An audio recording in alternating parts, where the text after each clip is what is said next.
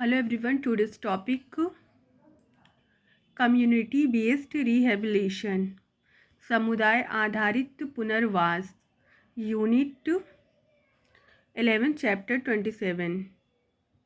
Inside this unit, health condition needing rehabilitation, community resource available, educate individual, family and community. Rehabilitation nursing service में एक importance घटक है। इसके अंतर्गत वे nurse service सम्मिलित है जो रोग के कारण होने वाली कोई भी क्षतियों एवं असामान्यताओं यानी कि कोई भी इंजरी या एबनॉर्मलिटीज़ को कम कर बदहाल परिस्थिति में रोगी को एडजस्टमेंट को बढ़ावा देती है। यानी कि कोई भी कंडीशन, कैसा भी पेशेंट हो, वो किसी भी कंडीशन में आता है तो उसको उसकी एबनॉर्मलिटीज़ को, उसकी इंजरी को कम करके उसको एडजस्टमेंट, समायोजन को बढ़ावा देती है तथा उसे सामाजिक, सोशल और इकोनॉमिक रूप से उत्पादक नागरिक बनाती है।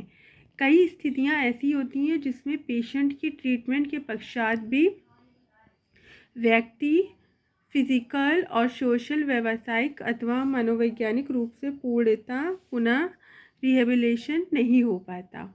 बीमारी के उपचार के पश्चात भी उसे जीवन की सामान्य गतिविधियों के संपादन में परेशानी महसूस होती है। इस स्थितियों में रोगी को शारीरिक, सामाजिक, व्यावसायिक एवं मनोवैज्ञानिक रूप से पुनर्स्थापित यानी रिहेबिलिटेशन करना सेवाओं का मुख्य उद्देश्य है। पुनर्वास सेवाओं को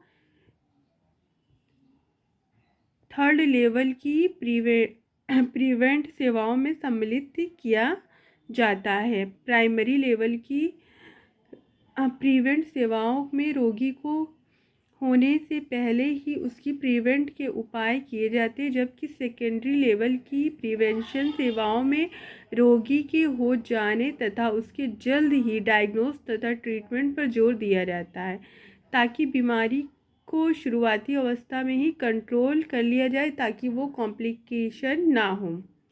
रिहेबिलिटेशन सर्विसेज के द्वारा ट्रीटमेंट के पश्चात व्यक्ति को पुनः एक उत्पादक नागरिक बनाने का प्रयास किया जाता है।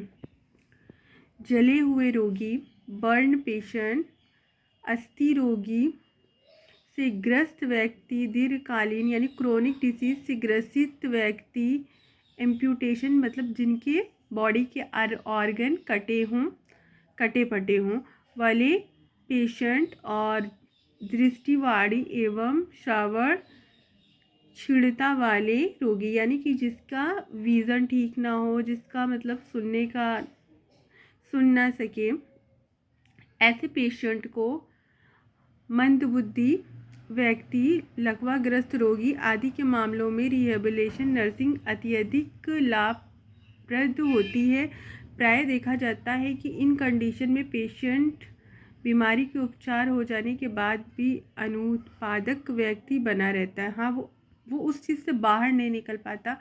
उसको लगता है कि मेरे साथ पहले क्या होता था, अब मैं क्या हो गई हूँ, तो बाद भी एक अनुत्पादक व्यक्ति बना रहता है। इसके अलावा कुछ स्थितियों में उसका पूर्ण चिकित्सीय उपचार संभव नहीं हो पाने के कारण वह मतलब नॉर्मल कंडीशन से गतिविधियों के संपादन में असमक्ष होता है। इन दोनों ही प्रकार के मामलों में रिहेबिलिटेशन सर्विसेज के द्वारा